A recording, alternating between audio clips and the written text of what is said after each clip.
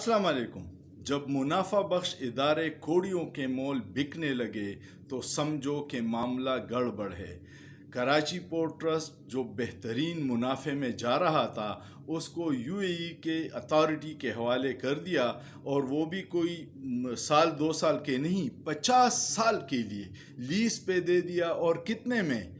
सिर्फ $50 मिलियन में। सालाना $1 मिलियन के लिए उन्होंने कराची पोर्ट ट्रस्ट को दुबई अथॉरिटी के हवाले किया।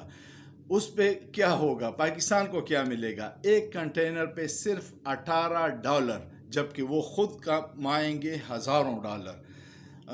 इस तरह के जो एग्रीमेंट होते हैं उसके पीछे जो सामने एग्रीमेंट होता है वो कुछ और होता है, और पीछे उसके जो मकासद होते हैं वो कुछ और होते हैं। पीछे इन लोगों के पीछे पता नहीं कमीशन माफिया कितना है, कितने कमीशन इस बीच में कमाए गए हैं।